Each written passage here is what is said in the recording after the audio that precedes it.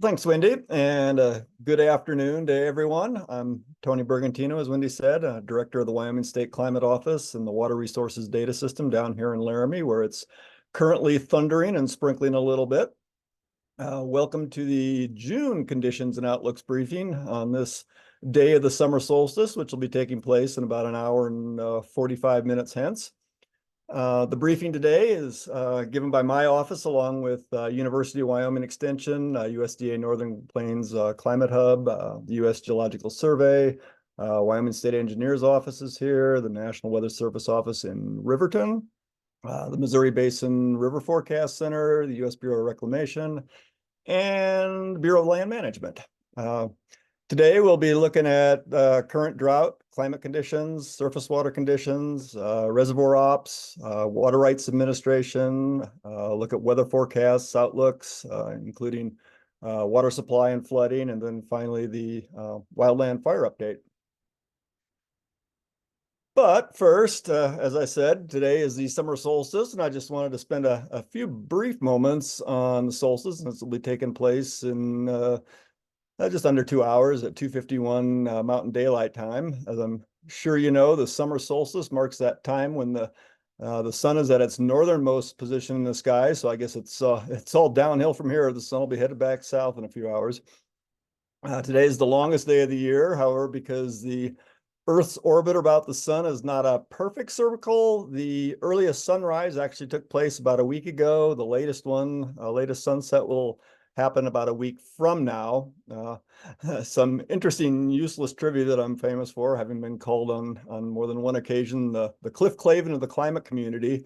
This is also the earliest summer solstice in over 2 centuries, the earliest one in 228 years, going back to 1796 to be exact. And the thing I wanted to touch a little on the next 2 slides is that it's often called the start of summer. Well, here's a chart of the average daily high and low temperatures for Casper. The dark red and blue lines in the middle show the daily high and low temperatures. The brighter red and the purple lines above and below are the record high and low temperatures for each day of the year. And I chose Casper because it's somewhat central location in the state, but you'll see this for most of the other locations in Wyoming too. The green vertical lines mark what is called summer by some people. The lines are on the summer solstice and the autumnal equinox. But if you look on this chart about 10 days to the left of each of those green lines, you'll see 2 darker red vertical lines, and those lines bracket the average warmest 25 days of the year for Casper. This image from Casper, by the way, comes from our page of means and extremes, and the link to for this page is on the lower left. And while I don't have the tables for the seasonal dates available yet, you can look at annual and monthly graphs showing the mean and extreme temperatures for each day of the year. So it's only a 10-day shift, but if summer is defined as the warmest season of the year, it's not quite accurate to reckon the period starting on the solstice. And to show that Casper is not unique for this, I looked at data from another 9 of the larger towns and cities around Wyoming and showed the dates for the start of the warm season here. And the dates for these 10 stations range from the 9th to the 12th of June, so a little bit earlier than the solstice by about, on average, about 10 days. All right, enough of the solstice. Back to onto the drought status. Rather messy looking change map this month. We had a large area of improvement in the northeast, highlighted in green, along with improvements in the far northwest and northern Sublette County, extending a little bit into Teton County. A small area down in the far southeast also improved, way far southeast. But scattered about the state are several areas delineated in red, representing regions that saw degradations. And those areas are in the Tetons and northwestern Fremont County, extending into Park County. A small area also appeared in south central Sweetwater County. Eastern Cook County saw the introduction of abnormally dry or D0 conditions as well. The big story, though, is the southeastern area, which has been devoid of beneficial moisture, and a large area of D1 or moderate drought has appeared, covering the majority of Natrona, Platte, Goshen, and Laramie counties, with the eastern part of Albany County also falling into that degradation as well. Notably, there's a patch of D2 or severe drought, unfortunately, that is now present in the Cheyenne area and surrounding areas in western Laramie County. We look at the map on the left. It shows drought conditions from a year ago, and the one on the right is the most recent one from this Tuesday. Conditions in the Northwest are a little bit better than a year ago. At least there's no D2 or severe drought there now. The Northeast, for the most part, is in poorer condition now than a year ago, while the Southwest is about the same or a bit better in that western part of the state. The East and Southeast is a mixed bag, generally being a bit worse or a lot worse in places. And as I mentioned earlier, we do now have that D2 or severe drought showing up in the western Laramie County area, an area that was drought-free last year, actually. So here's our history of droughts since the turn of the century. I feel kind of old saying that. You can somewhat see the decline in area of D1 or moderate drought in the last few weeks, along with the increase in the present week resulting from the addition of that large eastern area. Currently, about 13.7% of the state is in actual drought conditions, or those D1 to D4 designations. The majority of that is D1, and just over 0.5% is in D2 or severe drought. That being that area around Cheyenne that was introduced this week. And this is a more detailed look again, starting in the year 2020. The area covered in D0 to D4 is virtually unchanged since the last webinar, only a few tenths of a percent of the state.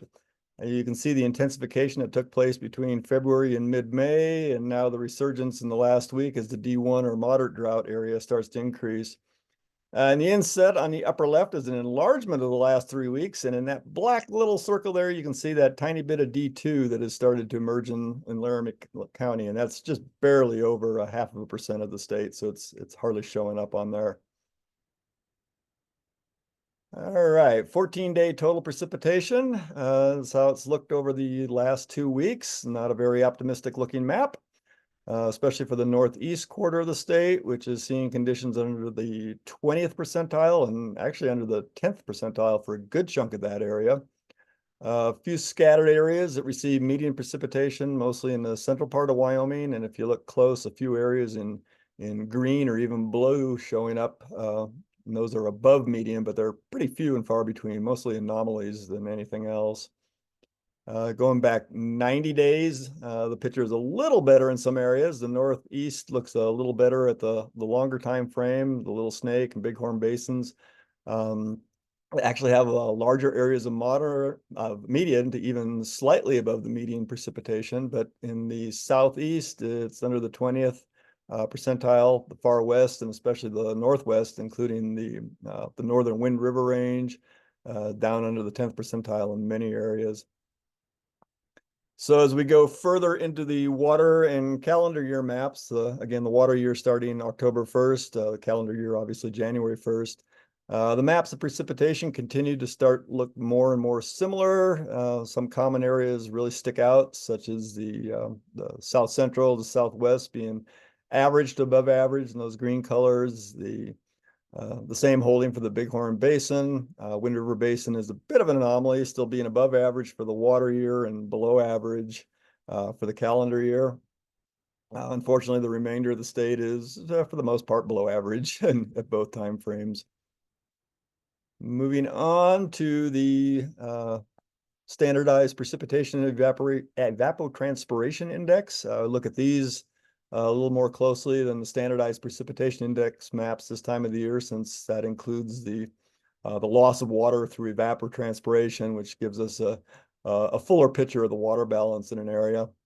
While the 1-year depiction on the bottom right is still about neutral to the wet side, we have lost ground even there. At 60 days, up here on the upper right, dryness is more pronounced in the east, along with scattered areas in roughly the northwestern quadrant of the state. And stepping back to just the last month or so, 30 days on the upper left, most of the state is on the dry side. The areas showing up at 60 days, the ones that were showing up there are more intense at the 30-day. So stronger, indicating that conditions are deteriorating as you come closer to the present rather than improving. So a lot to keep an eye on here. Okay, here are the average minimum temperatures over the last 14 days or 2 weeks. As usual, we have the actual temperatures on the upper right, where we still have a few areas seeing mins that are getting to or even just below freezing, but those are confined to the rather high elevations. The Wind River Basin, along with the eastern areas of Wyoming, have seen minimum temperatures getting down only into the low to mid 50s. Down on the lower left is the departure from normal for those minimum temps, and the south and west being 3 to 6 degrees above average. Bighorn Basin in the northeast, those have seen temperatures up to 3 degrees above average, while Albany County and a few other small areas have seen minimum temperatures average in the range of 6 to 9 degrees above average. Hopping up to the maximum temperatures up on the right over the last 2 weeks, it's warm. Some areas of the wind, as well as Platte, Goshen counties, they had highs in the mid to upper 80s, while the remainder of the lower elevation parts, at least, of the state were in the mid to upper 70s. And even the high elevations saw daytime maximums generally in the 60s, with some very high 50s when you're really getting up there in elevation. Departures from normal on the bottom left were all on the high side, most of the state being 6 to 9 degrees above the average. Laramie Valley in the northeastern base of the Wind River Range, departures up to 12 degrees above average over the last 2 weeks. Rest of the state, generally south central and parts of the northeast, experienced temperatures that were around 3 to 6 degrees above average, with a little cooler area in eastern Weston County. Soil moisture, we've had some decent improvements in soil moisture across the northern part of the state in the last 2 weeks, along with the far western regions. Unfortunately, the southern half of the eastern 2/3 of the state has gotten worse, and markedly so in places. Really to the point where in southeast Carbon County, southwest Albany County, we're in the lowest 2 percentile, with a large area around that being this red to bright red area being under the 10th percentile. So this will be an area of concern going forward, along with areas in the northeast, which, though the soil moisture is better, they have experienced a little bit of a lack in the precip. And I think these are new maps for the presentation. I don't remember if we've gone over these before, but this is the Vegetative Drought Response Index, and it gives a measure of how vegetation is doing with relation to drought levels. These two maps are 2 weeks apart. You can see a bit of a greening or improvement in the lower green on the current map here on the right. But you can see the deterioration that happened in the eastern part of the state, along with the North Platte, and especially the northeast corner of Carbon County. And we'll look at this, compare this week's map to what the conditions were a year ago. Probably the most notable feature of the map last year was the large amount of very moist and extreme moist conditions that were depicted over the entire southwest quadrant of the state. That was resulting from all that low elevation snows that we experienced last year, so that inverted snowpack. Other than the blob on the Albany County, Platte County line last year, most of the eastern half of the state is doing worse in terms of vegetation compared to last year. And the last area I'll point out is the northwestern Bighorn Basin, which is showing better than it was last year. I see a lot of that in eastern Park County, northwestern Bighorn County being rather poor side of normal there last year, which is, you're actually seeing some green up there when you look at it on the map for this week. So I think with that, I will pass things over to Aaron Fiaschetti with the USGS to give us an update on surface water conditions. Go ahead, Aaron. Thanks, Tony. So just to start out, this is a quick overview of the state, looking at the National Water Information Dashboard, and this is the current real-time gauge view, and I'll just go through these percentiles real quick. The green is the normal, the 25th to the 75th percentile, so that's a pretty wide range of percentiles that's considered a normal flow. The light blues are the above normal, above the 75th. So that's a higher flow, higher than normal. And then luckily we only have a little bit of below normal. So that is the orange dots that show flows below the 25th percentile. And then in the very left-hand corner, sorry, there's a much below normal. And I believe that's it's in the park. I think that's the Gardner River. So moving on here to just get a feel for where we are with the hydrograph. Here's a 7-day duration hydrograph for the state of Wyoming. And just this represents flows derived from the mountains of snowmelt dominated hydrograph. But we're somewhere right around the peak. If your stream comes from lower lands, it's not going to look like this. But on average, we're somewhere right around the peak and probably starting into the falling limb of that hydrograph. And in barring probably any large rainstorms, we're probably past the peak, but that remains to be seen. So going on to the next slide, here's a graphic from the Water Watch, and this is just showing a 28-day average flow compared to the historical for a given day. And I think this kind of shows a pretty good graphic about where we are since we're at a time of higher water supply. It's an important time of year for water supply.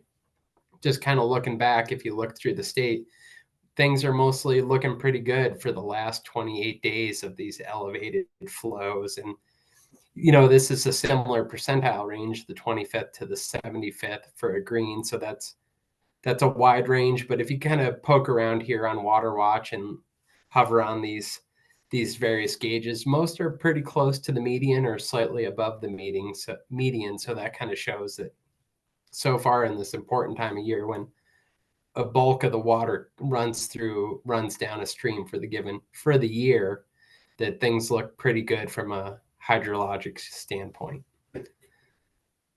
So moving on, just to bump around at a couple hydrographs to kind of look at where we are, and in these color codes on these hydrographs here are the same as what I've been talking about, the green being that 25th to the 75th. So up here at the North Fork of Shoshone, it's kind of showing that right now we're a little bit past our peak and starting to kind of recede into the falling limb of the hydrograph.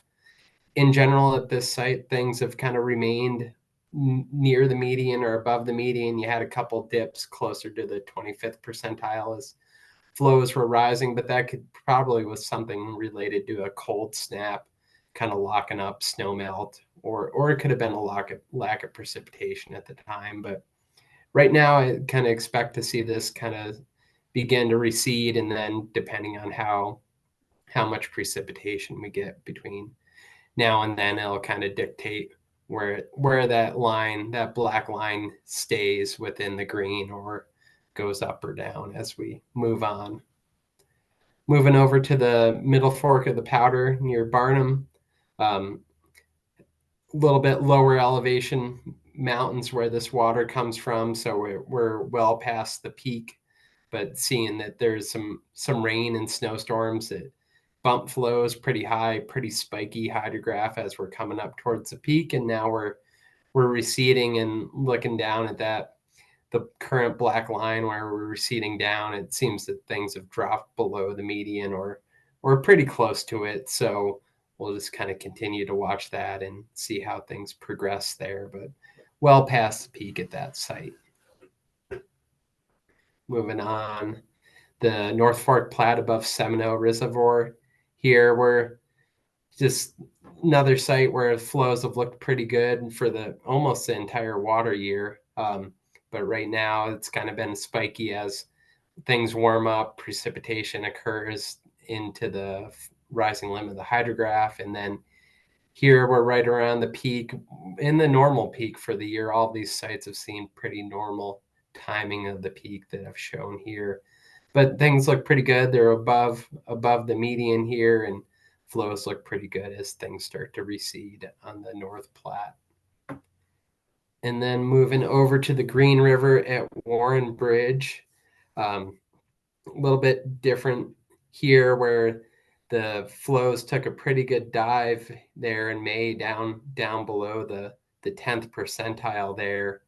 I'm not exactly sure what occurred there, but that was a pretty significant dip, and then things rose up and went well above into that 95th percentile range, above the 90th. So things got pretty high there, and now it's just starting to recede a little bit. So pretty close to the peak for most of these sites where your water's coming from high elevation snowpack. So moving on to reservoirs. Well, if we're at a time of year where we're talking about a lot of water supplying in close to the peak, it's a time where there's a lot of storage gained. So most reservoirs gained significant storage since our last meeting.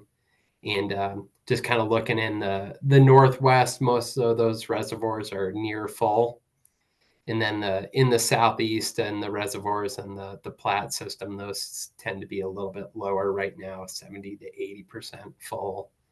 So, but with that still being on the falling limb of the hydrograph, there's still abundant water around and some time to build some additional storage. So with that, that's all I have. Thanks, Tony. Thanks, Aaron. So with more on surface water, we now have George Finnegan with the Bureau of Reclamation talk about reservoir ops. George? Thank you, Tony. The Bighorn reservoirs are in good shape. The hot weather in early June rapidly melted the snow. We were able to capture that runoff in the reservoirs. Bull Lake is 82% full. Buffalo Bill is 91% full, and Boysen is 90% full. As the inflow into the reservoir start to decline, we expect to slowly fill the remaining space in the reservoirs. All the reservoirs should fill or be very close by the end of the month. Next slide.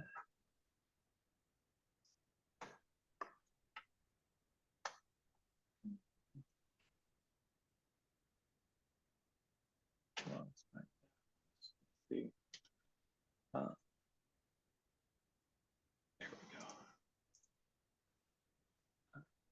Outflow from Buffalo Bill is 3,000 CFS as measured at the Cody River gauge. As we fill Buffalo Bill, expect outflows to slowly decline. By late June, early July, we will likely be down to irrigation releases of approximately 1,300 CFS. Outflow from Boysen is 1,800 CFS. Outflows from Boysen are expected to be reduced to approximately 1,400 CFS in the coming weeks. Outflow from Bull Lake is currently 58 CFS. We expect to hold that release until either Bull Lake fills, at which point we will be passing inflows until irrigation demand requires shortage releases.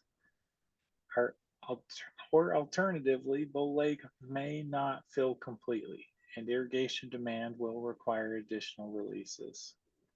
Next slide. Current reservoir conditions in the North Platte system. You can see Seminole is 80% full and Pathfinder 74% full, and Glendo is 85% full. Seminole and Pathfinder are well above average. Glendo is well below average there. And our inflows have dropped off. Snowpack is melted, and we're in the process of collecting that water, especially in Seminole. Came up quite a bit since last month. Next slide. We're currently releasing 2,600 CFS out of Seminole and Cordis, and 3,000 CFS below Gray Reef. And there's about 400 CFS going into the Casper Canal out of Alcova Reservoir.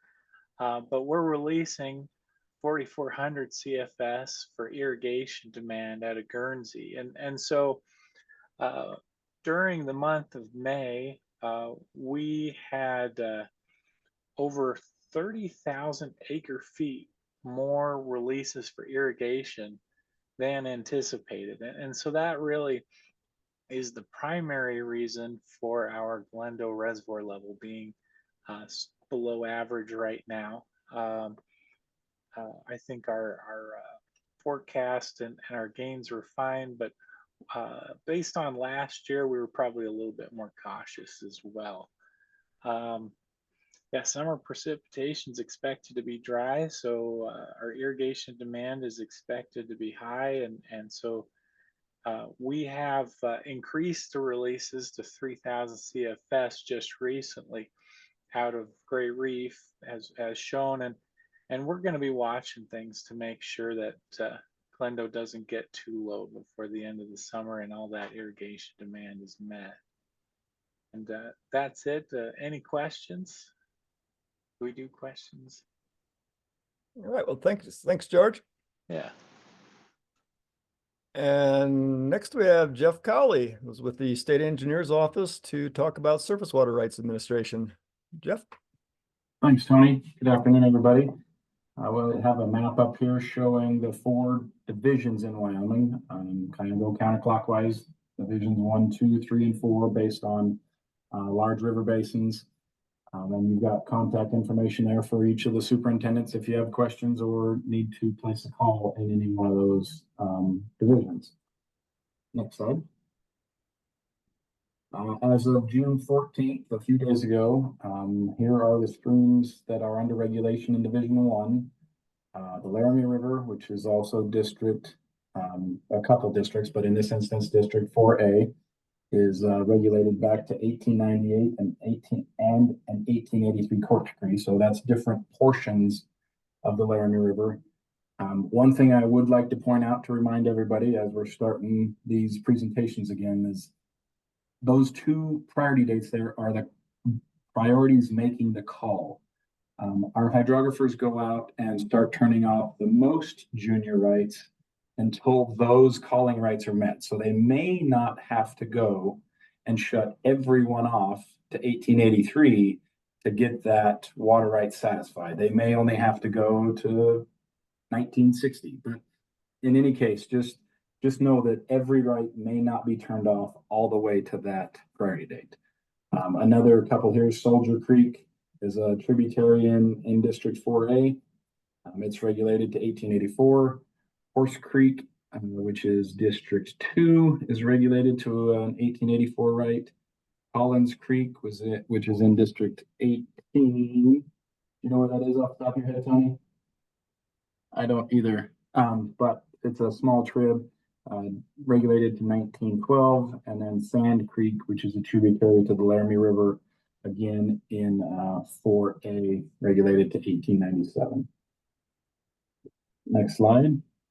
Division 2 has had very timely moisture here as of late, and there are no streams under regulation in Division 2.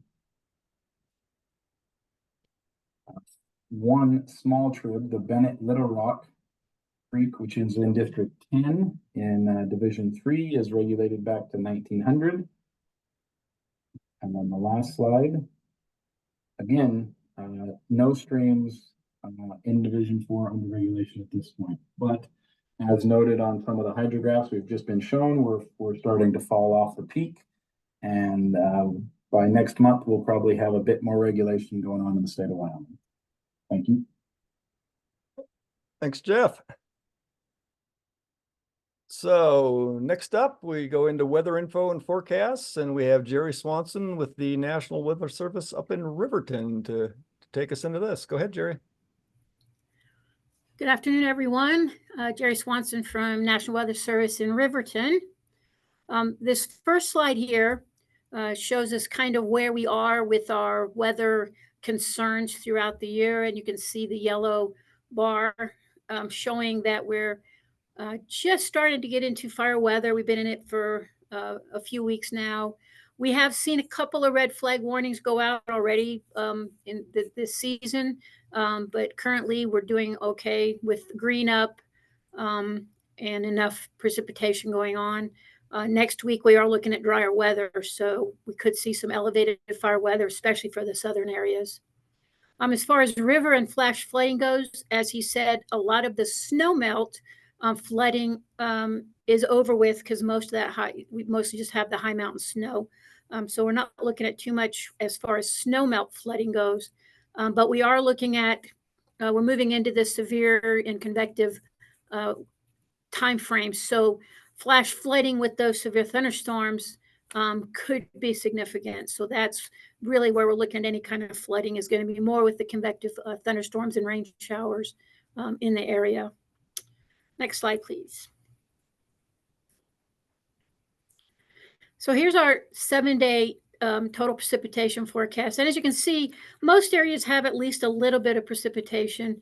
Unfortunately, most of that precipitation is going to take place this evening through about Saturday morning. And after that, it's going to be dry. So we're going to see a couple days of possible precipitation. And you can see there's a couple of areas of the light blue color and the aqua color. Those are the places that could see over an inch of precipitation over the 7-day period. But like I said, probably most of it between now and Saturday. And after Saturday, we're looking at dry, windy, and warm weather moving in across the strait. Temperatures in Wind River Basin and Bighorn Basin will probably hit the 90s on Saturday, and then widespread temperatures in the 90s by Sunday and through midweek. Go ahead, next slide, please.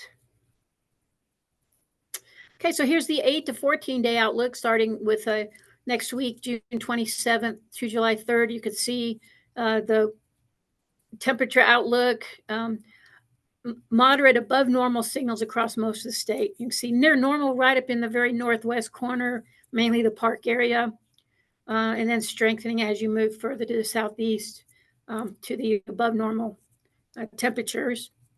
And for precipitation, pretty much across the whole state, looking at just the near normal signals for the 8 to 14-day outlook. Next slide, please. Here's the 1-month outlooks. Unfortunately, neither one of them are very promising. You can see temperatures, we're looking at 60 to 80% signal of above normal temperatures across all of Wyoming. On the left-hand side, you can see that. Precipitation on the right-hand side is showing below normal signals. The darker brown, definitely 50 to 60% chances of below normal precipitation, and then the eastern and southern parts 40 to 50% below normal. So definitely warm and dry for the month of July is the way it's looking right now. Next slide, please. And here is the summer outlook, the 3-month outlook. And once again, temperatures on the left-hand side showing pretty much 40% above normal in the northeast, and then coming all the way back to the southwest up to 70% or better for above normal temperatures. So definitely not good to see. And then the right-hand side with the precipitation, pretty much the entire state is in that below average precipitation, 40 to 50%. And he was talking about the summer solstice that's happening this afternoon. The really cool thing is that tomorrow, our first day of summer, we are going to be seeing the full moon, and it's the strawberry moon. So that's going to be very cool. It should be very low on the horizon, and a full moon for the first day of summer. So that's kind of a neat little astronomical thing I wanted to mention today as well. And I believe that should be my last slide. I think that will be going next to Kevin. All right, thanks. And here you go, Kevin. All righty. Good afternoon, everyone. I'm Kevin Lau. I'm with the National Weather Service, Missouri Basin River Forecast Center. So the National Weather Service produces water supply outlooks or forecasts, just like the Natural Resources Conservation Service does. We use a little different method, as was explained in last month's webinar a couple of months ago. But so this graphic illustrates the April through September volume. So much of this volume has already been realized, but this is the April through September as a percent of a 30-year normal. And so oranges and yellows and reds, that's a below normal. Greens and blues are good. That means we're above normal. Basically, across the state, the National Weather Service is still predicting a lower than normal, below normal volume for April through September. Some locations, the Snake, the Bear, and the North Platte, have locations that are a little bit better, coming up around normal. But for most locations that we issue a water supply volume forecast for, we're not looking so good. So, and you can go to that website at the very bottom left, and you can actually get very specific graphics for any location of interest. So, so keep that in mind if you have a point that you would like to have more information about. And so the next slide is flood update or flood potential. As Aaron has said, and maybe Jerry too, we have already passed the runoff crest for most of the locations. That happened anywhere from, say, the 8th to the 12th of June. You can almost set your watch by it. And we did not have flooding that I know of at any of the National Weather Service locations. Certainly in the Missouri Basin, we did not. Got close at a couple of locations. The Big Goose around Sheridan, Wyoming, got within half a foot or so, I think, of flood stage. But we remain below flood stage at the crest or at the peak runoff. Looking forward, the next 90 days, as has already been talked about as far as stream flow conditions and what we're looking at as far as precipitation and temperature, we do not expect any flooding across the state, at least on the major tributaries. Now, of course, we could have a deluge, a big flash flood could produce some local localized flooding. But as far as major tributaries, we're not expecting any flooding through the end of August. And that, I believe, concludes my remarks. Thank you, Tony. Thanks, Kevin. And now for a look at the wildland fire potential, we have Chase Lane, who's with the Bureau of Land Management. Go ahead, Chase. All right, so when we look at wildland fire potential, a lot of factors that go into that are weather and fuels, and we hit on a lot of the weather stuff. So I'm going to focus on some of the fuel conditions. So when you look at fuels, we measure that in fuel moisture content, which is the amount of water in a specific fuel, whether it be trees or shrubs or grass. There's two different kinds of fuels. You got to look at your live fuels, which are fuels that are going to hold moisture, absorb moisture through green up, and then you have dead fuels, which are going to be logs, twigs, pine needle cast, that don't absorb water through green up, which are their fuel moisture is going to be determined on humidity in the air and precip. Dead fuels are also categorized into 4 categories. So you're going to have your 1-hour fuels, and this is basically the amount of time it takes for them to absorb a specific percentage of moisture. So 1-hour fuels are going to be your dead grasses or your dead pine needles. You have 10 hours, which are going to be small twigs and branches. Your 100 hours, which are going to be larger, some of your smaller logs and bigger branches, and then your 1,000 hours, which are going to be larger than 3 inches. Could be when you think about a forest that had a lot of beetle kill, a lot of those are going to be your 1,000-hour fuels. You can move forward. You can go to the next slide.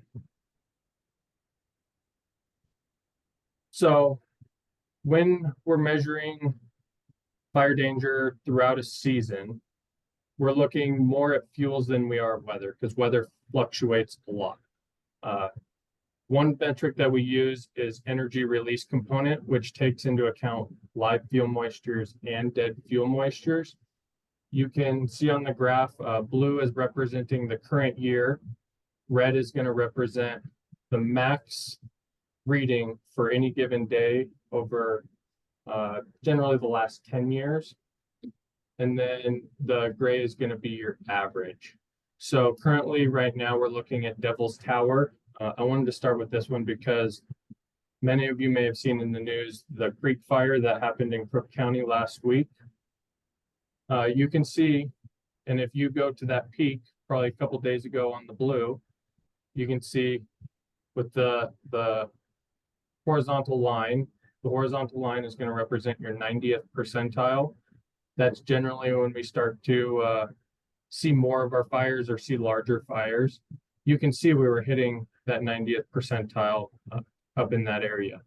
They received some precip, and you can see that the fire danger has come down since then, but currently still tracking above our average 10-year period. Next slide, please.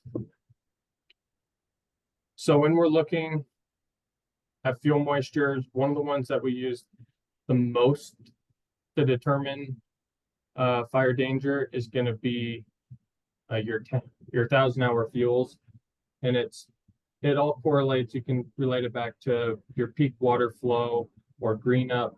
You can see that peak. We're right around beginning of May. We're hitting our highest fuel moisture, and you can see that we've gradually came down, and then just recently hit that 90th percentile again. And this is also for that Devil's Tower area. You can go to the next slide. When you look at weather influences on fire danger, this graph is just to represent how much it can change day to day and why weather isn't always the best predictor of seasonal fire danger. So this is looking at burn index, which takes into account everything else energy release component did, but also the weather factors and how that influence. And you can see how it fluctuates a lot. So you can go to the next one. Moving forward from here, we're just going to take a look at some of the averages around the state. So this is energy release component looking at the Shoshone, that northwest corner of the state. Blue is above our average, but we're not quite to that 90th percentile yet. Kind of in that time of year where we could start to see some fires, but probably nothing super large. This, I would just say from experience, is the time of year, the moisture we receive from now until July has a lot of impacts on what the rest of the fire season is going to look like. You're good to go to the next slide. Right here, we're going to look at the Great Divide, so more the southwest corner of the state. You can see we're trending right around that average. You can go to the next slide. And then the Medbo route. So you can see here, we're kind of hitting that 90th percentile. We're above average, and you can tie that back into the previous slides about drought. We've seen less moisture there than we have in a lot of the state, and you can see a large increase in the potential fire danger since that time. You can go to the next slide. And then the bighorns, you can see we're trending above average, and then recently we received some precip and expected to receive some more precip there.